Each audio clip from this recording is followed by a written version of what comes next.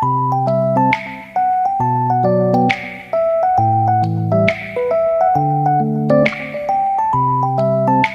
where did you start and how did you find your passion for education, for environmental education? Wow. So, I'm not an environmental career in terms of learning, the professional. I was a graduate of the electronics technician. It's a vocational school, 3-year program in Cebu. And the electronic technician, really, the mindset there is troubleshooting. When there's problems in equipment, in plant industry, you have to troubleshoot and fix the problem. And that's one of the key discipline I got. And then I work in a vocational school, so I graduated from that school in 1992, and for the past 10 years, I worked there as a trainer, teacher, mentor for young people to excel and complete their education. So basically, training young people, mentoring has been also the skills I acquired for my 10 years. I also did enroll in a bachelor in education. So those are the sort of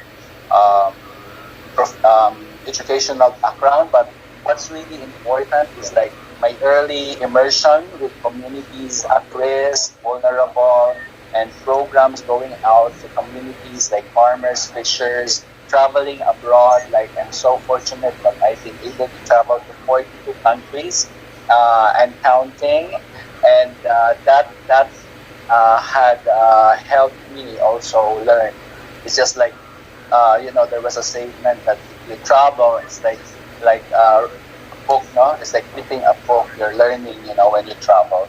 So those is my not necessarily excel in the academe, but the academic is important for discipline, getting friends, network, and get those values and virtues that we can apply to our career in the future, whatever it may be. Like with the COVID restriction right now, people get so creative. They are at home, they have their business, So even though they didn't have a career, but this education had been a help to them. Yeah. Thank you with that, Margaret. You're welcome. So as we know that kids are our future, I see that education is one of the projects. Can you tell us a little bit more about that one project of yours? Yes, Naomi. So really, according to our Tito, Lolo, Jose Rizal, the youth is the future is the hope of our motherland. And the kids is our future leader. But this time we have to provide leadership and opportunity for kids and youth to lead now. So we don't have to wait for tomorrow. We should guide them and provide them opportunity that they can decide, and create something.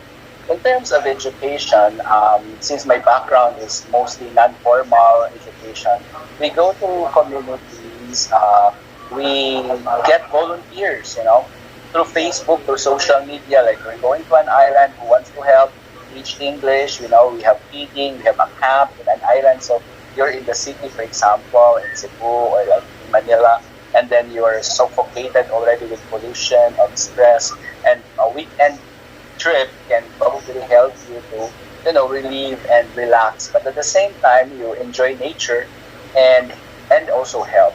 So these are our programs. So mentoring, teaching English, we have feeding program and involve them in cleanups, And right now, last year we started this food gardens movement. It was launched by our NGO, Sing4Com, and other partners nationwide to plant and grow our own seeds. Because of the COVID, people were so afraid of hunger, and they decided to plant a container garden, etc.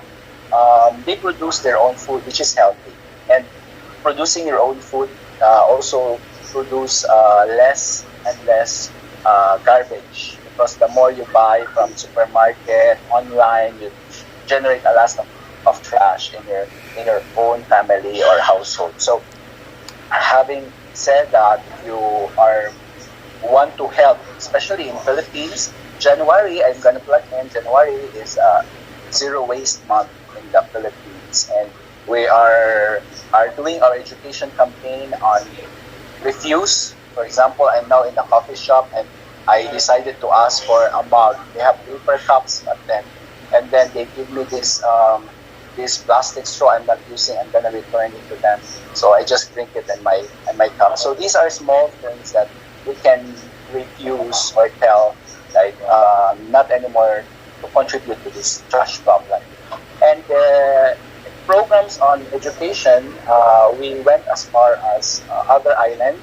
We incorporate in our first program solar. No? We power the laptops. I got friends who donated old laptops. And these laptops, we put up e-learning modules that we developed.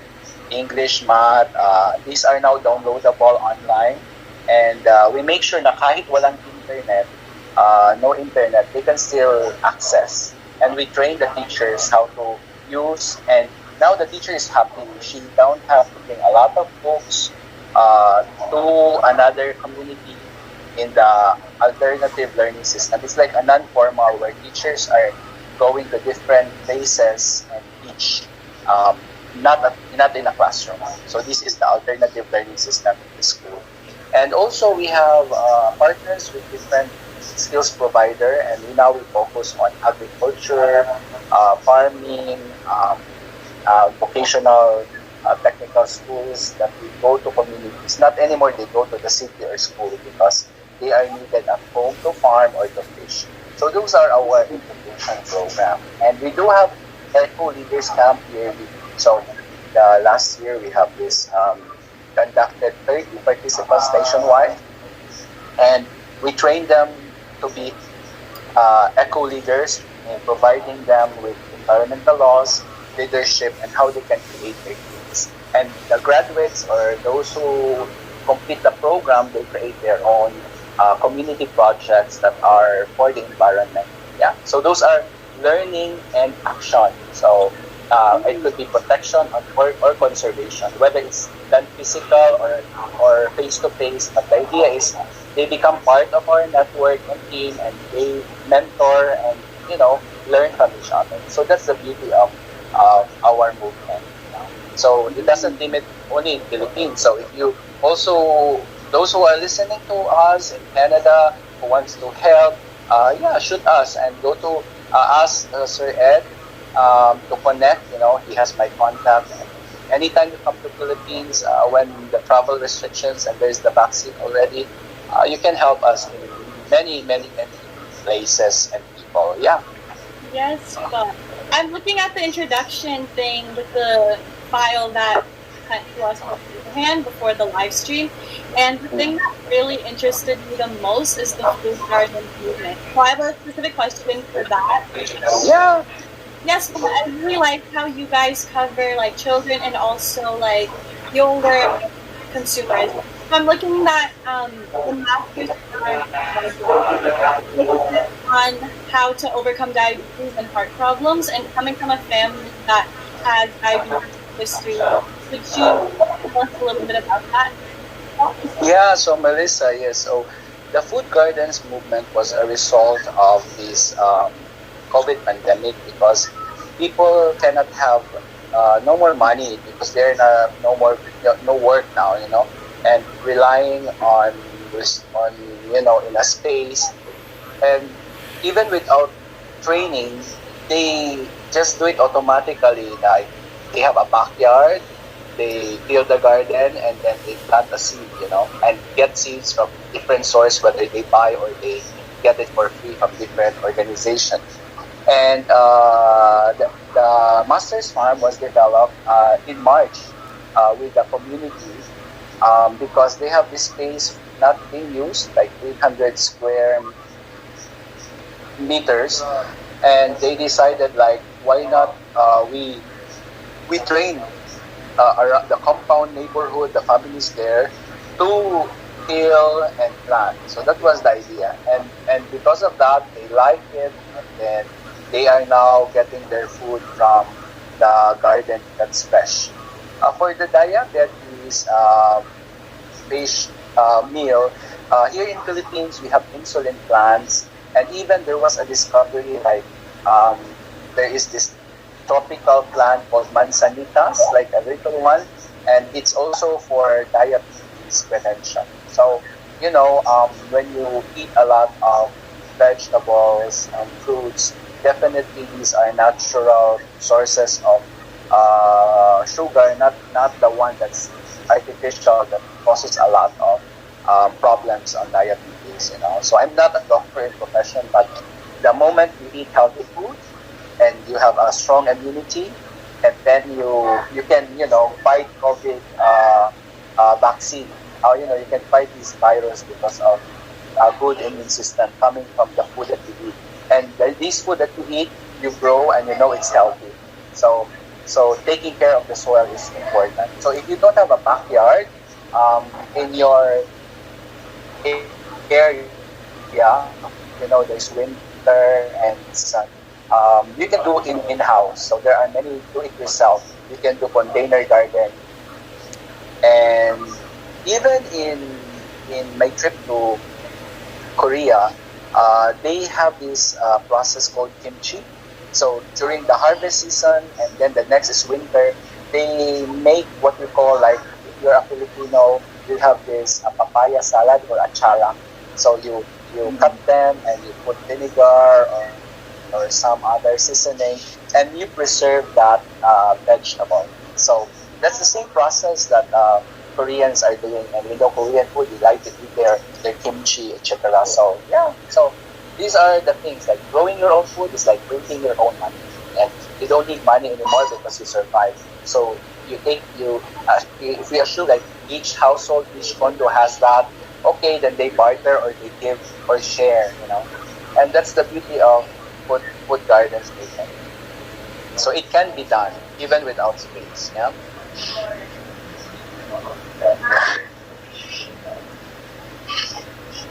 I love this saying that growing your own food is like in your own money.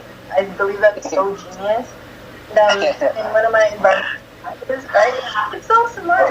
In one of my environmental classes, we found the relation between low-income families and those with low-quality food. So I believe that you're incredibly right with the emphasis of homegrown food and fresh food, because that is higher quality. And we find that there is a relation of poor families will have to end up buying cheaper foods, and that is usually processed, and then that leads to on the top side like unhealthiness and, for example, diabetes. So I'm so happy that you found ways to grow that in a lot of communities. And I wanted to ask a little bit more about your permaculture farms in Quezon City, where I see like there's a big tent and then you get to grow your own food inside. Can you tell us a little bit more about that? Yeah, so actually the one who's spearhead right now in Quezon City is our Eco Camp graduate. I got to know him online. I haven't met him face to face. So this is how the network grows in social media. You have a page, you have an account, and the people message you and said, okay, is there a membership fee? No membership fee. How can you join? Is there a chapter here? No chapter. You want to start? You want to start a chapter? I said, okay, I want to start. Or referred by friends, And the food garden, and the Master's Farm, the 7H is, why it's called 7H? It's called head, hands, heart, health, humus, the soil, heal, and what was the other H? Head, heart. So this one, like the 7H, home. I forgot the other one. It's a home. So 7H, and going back really to natural farming, we don't talk about yet of permaculture or organic, but the idea is from your kitchen waste, you segregate and then you put it in a small pot or soil, have it composted for like 2 weeks, and you have good soil. And if you have good soil, anything that you plant will grow. So that was the basic concept that was left behind, But with Canada thing, we need to talk about also the conditions of the weather. So that's why there are indoor farming. There's like controlled temperature, but it's important to not only plant vegetables or food, but perennial trees. So you can create, and with your passion maybe uh, as IPEN beauties, there's beauty, creation, advocacy. Maybe it's about time that we reach out to small community where we are, or partner with a school, or partner with some organization, and put our face and our advocacy in action. And it's so difficult, in other countries to do it by ourselves. So it's important to work together. And with Sir Ed of IPEN, he has so much connections with Filipino communities, with Rotary, So those are the things that we can be part and ally for these projects. Yeah, wonderful. So the 7H now, we partner with a barangay, and the barangay had a material recovery facility. They have a food garden, but not anymore being utilized. So we just come in as volunteers. So okay, there's still a space, and we don't have people to man. I said, okay, we volunteer our time, gather a team, and then teach the people in that village, and then start to grow our own food, learning, and that's it. That's how we start, And as other companies who provide us with any materials, like we do a plastic, cut the plastic, put in a bottle, eco brick. So we use the eco brick as like material for the farm to make garden plots, or to make bench, to make whatever structures that are light, So from the waste, we use them as a resource now, not a trash that goes to landfill or goes to the ocean, So those are the things that they appreciate.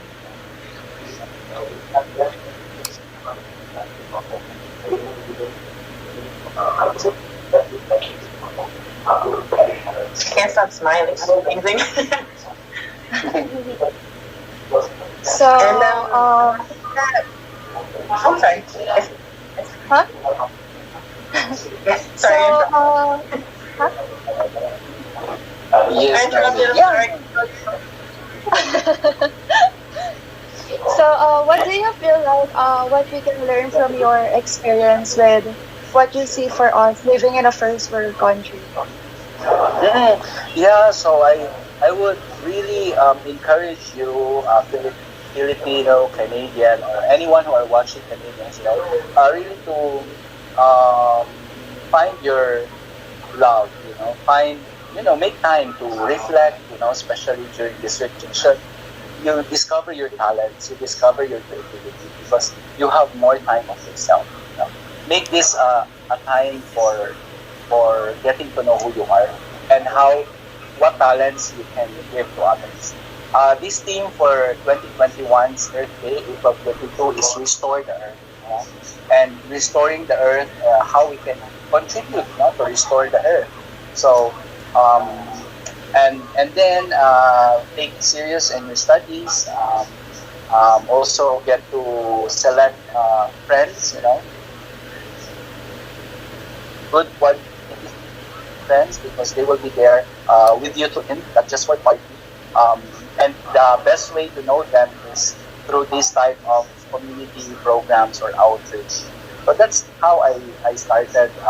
My calling for environmentalism was my trips to nature. I bike, I hike, I camp, and I love the beauty of creation, of what God has given. And there should be someone to protect it, because the trees don't have hands, to stop those people who cut the trees. They don't have voice to say, "Don't cut me." So we are their hands and their voices, and to protect them.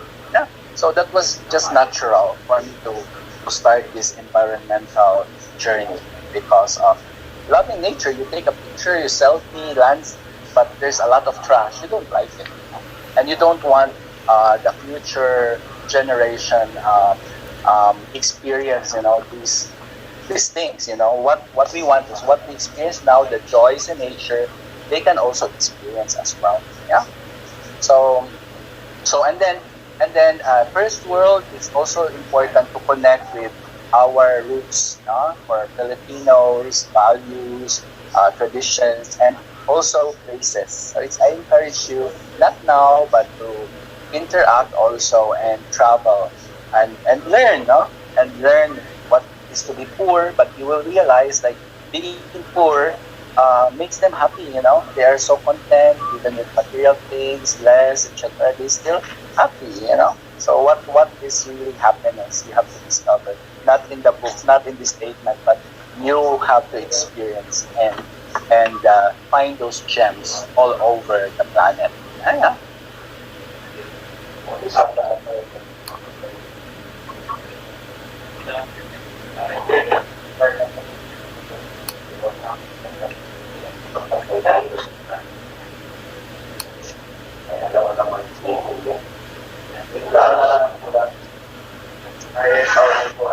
To add on to Naomi's point, we have advice us in Canada, because I do know that the environmental rules and the environment in general, the Philippines is a tropical country, Canada is not tropical at all.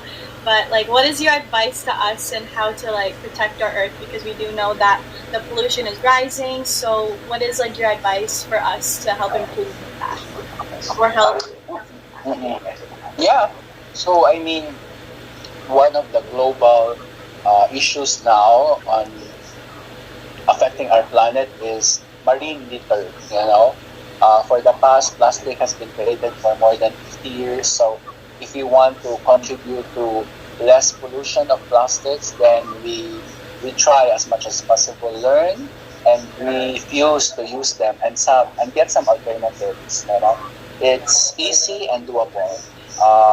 Grab a water container that you can reuse all the time. It's just like if you are IPEN Beauty, each IPEN Beauty has a crown and a scepter. And now the scepter for environment is bring your own water container. So you don't have to buy water and throw the bottles, even though they are recycled.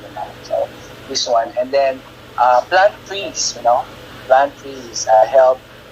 When you go out, schedule maybe once a year, twice a year outdoor, and when you go there, find organization that promotes area for planting and growing. These are the things. And in Canada, I know we use a lot of public transport than cars, and we know that transportation contributes a lot of these carbon emission. And other big sources are really coal plants. And that's why here in Philippines, our advocacy is going for renewable energy. And you can also participate, just like what Greta is doing in Sweden. She's under 18 years old, but she has been an inspiration for many people. We don't have to say skip school, but we participate peacefully in these petitions, talking to our lawmakers and cities what you have seen and what will be the solution. These things are quite small, but you can bike to your place. Biking is also one. Segregation of our waste, from making compost to garden. If you want also to help and don't have money, so gather some friends and collect all those recyclables that have deposits and then turn them into cash and do a project. It could be in school, it could be in the parish. So you just start, and sometimes when you have idea and start, people say no, you can't, but find 3 to 5 people that has the same interest, and you grow your own team through friends and the interest of helping people and environment. That's why I encourage to really in Canada First World to help in the campaign on the divestment from coal. Like bank system has to stop granting loans to companies that are extracting a lot of resources and polluting our planet. These are called divestment. So we put our money into those clean investments. And also, if we can encourage to have solar rooftop, wind, biomass instead of dependency on coal. So these are the things. And when you use a lot of plastics, plastics are extracted from petrochemicals, and that's also coming from the fossil fuel. So that's the thing, and create like this one. I'm bringing this eco bag. This is cloth bag made by our young people here in Cebu, and I sold them online.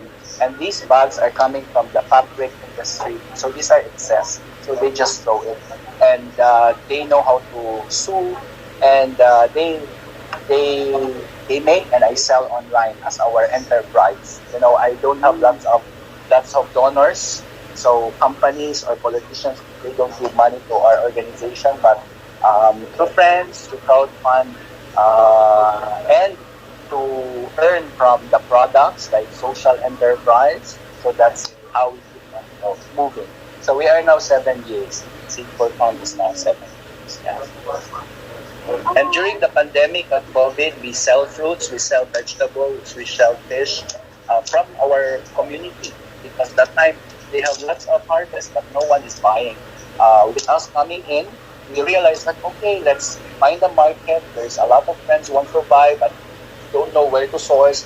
So that was just the response to COVID pandemic, And now we're doing it. Yeah.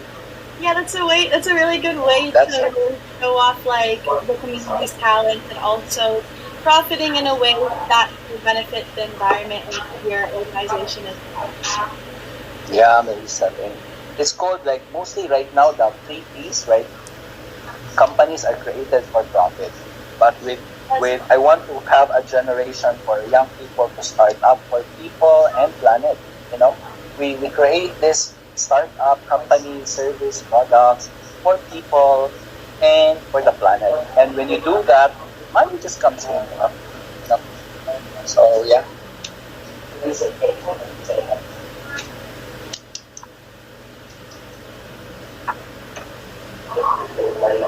If you're doing this with schools, do you believe that there was enough environmental programs for them to engage in? Because I remember when you said, if you have an idea, just find a few people to support you and just go through with it. And in my school at university, we continued this program with worms, and we created castings or compost. And that was just something that we created that year. And I'm so happy to be part of that initiative. And I'm wondering, with you and your experience with other youth followers, especially with environmental base, do you think that there was enough environmental programs for them at their school? And how do you feel about that? Yeah, so thank you, Margaret. So here in the Philippines, we have what we call that every educational level, we have DepEd, Department of Education, for the elementary, high school, and then you have the technical, vocational, TESTA, and I don't know in the academic system, because in the university you have like another department, but we don't have to look at the national level, when we want. Try to look at your local school community, or the school, the alumni, the school that, your current school, or your what do you call this, your being an alumni, the past where you studied, Forgot the term. But the idea is, you talk to the principal, or you talk to a science club, like, are there courses or subjects? But if there's none, you can come up with a creative add-on program modules where not everyone are forced. You work with the clubs, environment clubs, you work with the scouts, the scouting movement, and just to provide that opportunity and interest. Not necessarily to provide that for all, because it takes the school board to decide. And maybe they have that, but we don't know. And in that regards, we have to learn also these United Nations Sustainable Development Goals. It's target is 2030. In 2030, so now it's 2021, so 9 more years. So those 17 sustainable development goals, what also we can do as IPEN, as a community leader, or in the school, when we do this project or program, where would it address? What sustainable goal would it address? Something like that. So we also help United Nations to be taught or learn by being relayed to their areas through us. So that's why. And then for Catholic, for the Catholic faith and non-religion, so there is this document from the Pope Francis, encyclical Laudato Si.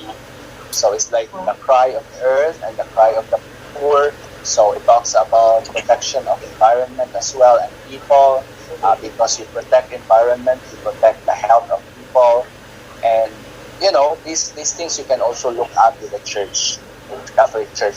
If you're not Catholic, you can also look at with your faith-based group, because they also want to protect creation, because creation is created by God. Something like that. Yeah. That's great. Thank you. Welcome. And also when you talk to kids, you can make like doodle. You have coloring activity, but there's a image, and then there's a message. So it becomes like, okay, they color, they write, or sometimes you ask them to role play, this activity, theatrical, dance, so many things that each will participate in action, not just listening, but when you utilize all the senses they can retain, and then they're able to put it in their mind and heart, and they act, so these things that you do will have an impact, not now maybe, but it's a seed that you planted, and for sure it will bear fruit. We don't know how fast they grow. Yeah. So, how do you think COVID affected your organization? So yes, very challenging, Noemi, with the COVID pandemic. It started in March. In March I stayed, thanks to the internet, because our organization is a volunteer organization, and I have been moving around the Philippines, training leaders on environment, cleanups, tree growing, all these environments, making eco lamps. Even with COVID, we follow restriction, distancing, face masks, and we didn't stop, because if we just stop, we will get hungry, we all die. So we have to find ways how we can help as well. So I'm so happy with the COVID. We have many chapters being created. For example, the chapter in Greater Metro Manila, 7H urban farm, and sa Pangdalaga in Mindanao. Those are the chapters that were small during COVID, and then they help in distribution of food, do cleanups in September. They still do eco break, they still do plant. So they didn't stop, because young people's energy doesn't want to be in just one place, and we channel those energy to be productive, and with safeguard for sure safety, and health, and that's it. So I'm so fortunate to have eco leaders nationwide, fulfilling, localizing the programs and mission of Seaport. And I hope for those who are in Canada, for sure there's so many great organizations, volunteer organizations out there that you can join. But if there's none in your area, start one. Start with an idea that has a local impact on maybe environment, entrepreneurship, whatsoever. It could be kids, it could be senior citizen, education, and gather a team, fight and think and discuss and contribute. Yeah. Yes. Thank you. So now that we're on the topic of COVID a little bit, and you spoke about what your organization did during COVID and your organization, can you please tell us about your personal experiences with COVID? aside from working with your organization? Like, did you develop any new hobbies? Because as I said before, you spent all of like your free time on yourself. So, you want to tell us about your personal experience? All right, sige.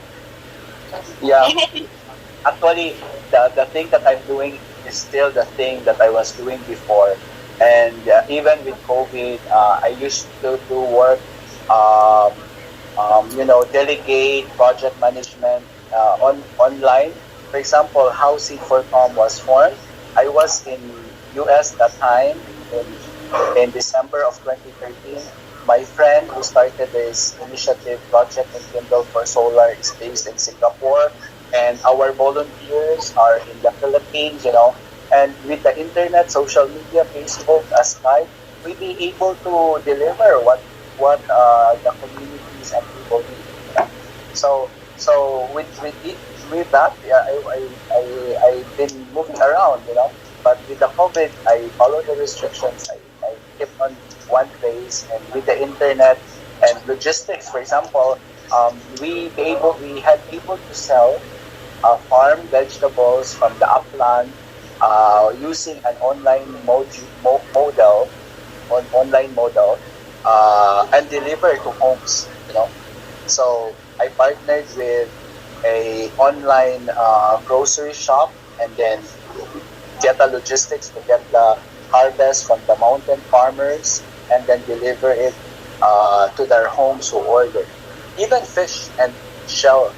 So even I'm in the house, so there were groups who go to provide food for the frontliners, and I told them, can you buy shells or fish? And said, yeah, we'd like to help fisher folks. And then they buy it from them, and then they distribute it and also sell to earn, So people have been helped even in COVID. Logistics, fisher folks, retailer, I sell fruit from Mindanao, I sell cashew from Coron, and I sell dried fish. And the income goes to our projects, so you don't have to be there physically. Yeah, just this network grow because I every year I grow older. so you grow older, you get more friends and network. So that's the idea of being old. The advantage. But now I stop counting anymore. The age. I love that growing in the community as it's all as self-integrated. And I wanted to ask a little bit more about the indigenous community that you worked with, and how did you feel seeing that they were not given the exact same amount of resources that the other provinces might have, and how would you compare their consumption of waste or their consumption of energy? Yes, Margaret, you'll be surprised, learning from our brothers, indigenous communities. We are the one who destroyed their village because, one of our first solar project is in Leyte. It's called, they were called the Mamanwa tribe. The Mamanwa tribe, they are from Surigao, and they are nomadic. So they go to one place and they extract all the resources. They go to the other place until they found the place in Leyte where they decided to stay and grow their own food. For the past 40 years, they don't have access to electricity, but they survive because even though they don't have money, they know how to plant, they know how to catch fish. So that's their survival. And when you go there with your cell phone, with your gadget, you're destructing their base, And second visit is I went to Agusan Marsh in Mindanao. It's called the Manobo tribe, and this Manobo tribe, we put solar in their floating school.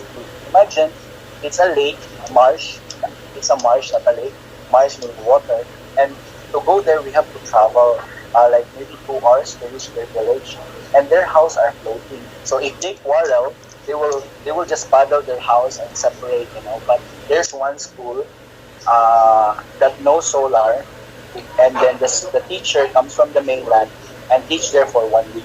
So 1 week, no electricity, no cell phone, But with the solar thing, the teacher was so happy.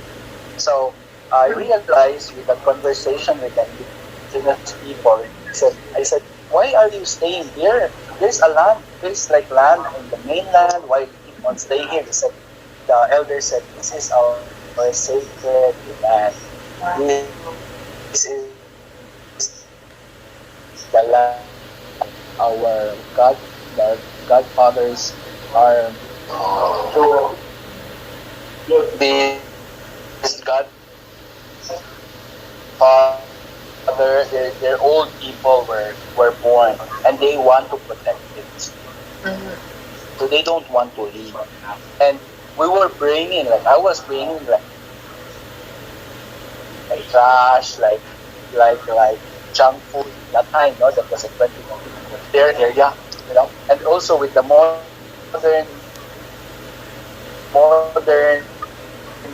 packaging, is the trash of the packaging was there.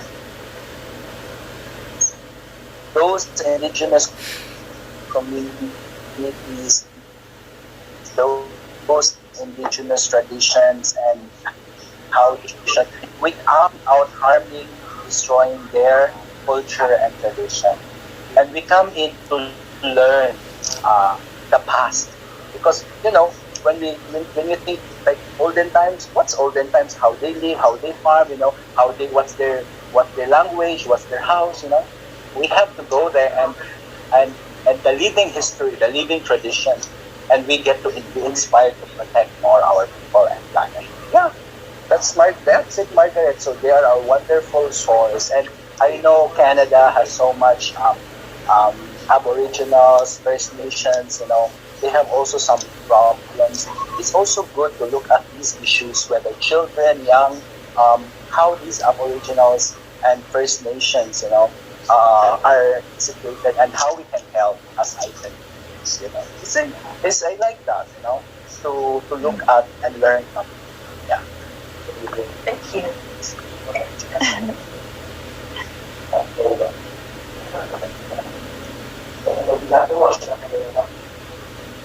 Okay, so let's make this question a little more fun.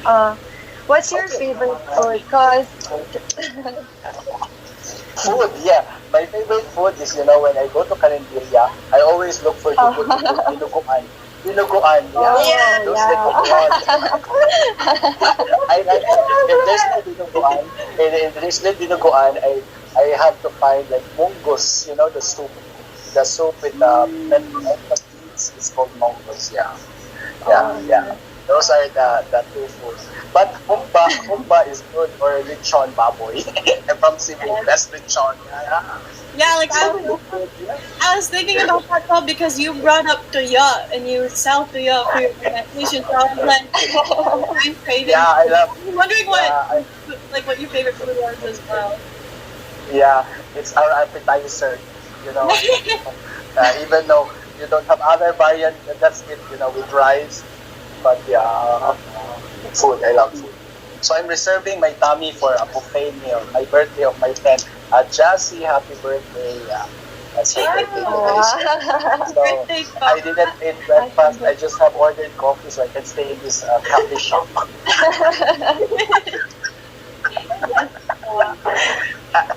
And just also like this morning, with regard also with indigenous people. So I had a quick Zoom meeting with my friends in Panama. I met this lady in Panama, in Turin, in Italy, for our workshop. And then during the World Youth Day with the Pope, I went to Panama and volunteer and visit her again. And she's been following our page, our Facebook, and she said, Dan, I'd like to start solar program. I'd like to start environment. And the conversation we have in Spanish, there was also her friend from us. The other friend speaks English well, but I can speak Spanish, but only a little. And it ended up like she has a project in indigenous community, and they love the idea of creating a school of living tradition where we go there, help them in writing, dialect, etc. So it's like a school for a living tradition to preserve. at the same time provide solar lights and eco homes. But I told them, don't build eco homes there. We build what are their homes before. So we don't have to build a new one. Let's recreate the traditional homes. Yeah. Okay, so this question is actually going to be for both Tita Dan and Maggie. So Maggie, Okay. coming for Mutya Canada this year, or Mutya Pilipinas, my bad, and representing the Canadian community, the Filipino community of Canada. So, for your advocacy, are you planning on collaborating with Tito Dan? And Tito Dan, would you be interested with doing a collaboration with Maggie? And I'd love to. I'm so excited. I like everyone. Oh my god! I'm gonna be interviewing an environmentalist from the Philippines. I'm excited, but I would love to, and I'm so happy that you got to go. Really, so many places from, and I'd love to work with your name and to collab and also be part of that education and be part of that voice, because I know how important it is to elevate your platform. It's not always just you just for blue gowns and then they look beautiful. Like, there has to be something meaningful behind that, and I believe I've had that passion for, I think, ever since I was 12, and I've never lost it even up until my third year of university. And I just really want to explore that in my career and incorporate it with hobby, pageantry, modeling, and with my career. I'm so happy to still be here interviewing with my lovely beauty. Thank you, Teacher Edgar, for being here, and thank you, Dad, for having your amazing speeches and your own advocacy as well. So I can just blush all the time. Yeah, so speaking for collaboration, Marcia, no problem mentoring. And even now, last year we had this environment summit, and there is a lady, a Filipina American, and she's also a beauty and environment. So she is in Denver, Colorado. Her name is Shella. So I will connect you to her. She will be your mentor on beauty and fashion. So and the recent Miss Earth Day is from the U.S. and the organizer also of that Miss Earth Day. I get to know her when she visited Philippines in 2015. They joined the climate reality of Al Gore. So you can also join that to be formed on the science and how to talk the climate reality leader in your own community. So I will encourage you to join this climate reality movement regardless of age. And at the same time, young people, here in the Philippines, I can also connect to you. Not just me. I will find those like-minded of yours to join together. Maybe once time I can mentor, but not all the time. But I have my Facebook 24 hours. So yeah, just shoot me a message. So I'm all the way support all you guys, Naomi and Lisa. Yeah. Thank and you. As well. Thank you both so much. So unfortunately, it has come to an end. The talk has been 31 hour. So would you like to say any final goodbyes or final words, Tito Dan? Yeah, so first and foremost, I have my relatives there in Toronto, Canada, Archie Brison, and then also every time I go to Canada, I always go to my Tito John Banlar in Turnbury near the lake, and Tita Cora for the Rotary clubs in Canada are very supportive of my projects when I was a Rotarian president in Cebu. So, I mean, if you want to start something project, maybe near that area, I can connect you also with my friends and connections. So, my last words, we are all interconnected. We only have one planet to take care of, and we want what we experience now has to be the present for the future. We want to make it sustainable. We want to let them experience the way how we experience the joy of the earth. And that's why we are called to be stewards. And that's why you are called to be IPEN beauties, the protector of our beautiful planet. This beautiful planet has to be protected by beautiful people like you. So that's your challenge. Yeah. Thank you. All right. And last words from me, I am so grateful to be on here, and it's my first radio show of 2021, and I believe it's been kicked off to a great start. Thank you, Melissa. Thank you, Naomi. Thank you, Edgar, and thank you so much to Tito Dann Diez. I am so honored to be able to interview with you and to know so much about your history and your future with this. And I would continue to love learning about it. And I am sure that all of my collaborate and to be invested as much as I am as well. Thank you. Yes, Naomi, do you have any final words? I want to thank Tito Edgar and of course you, Melissa. Margaret, thank you, and our lovely guest, Tito Dann Diez. Thank you for and yeah. Yes, so thank you po to everyone who is always supporting us here on Pep Talk by IPEN. Thank you po to Dan for joining us tonight and this morning. Thank you to Naomi and Margaret, my co-host.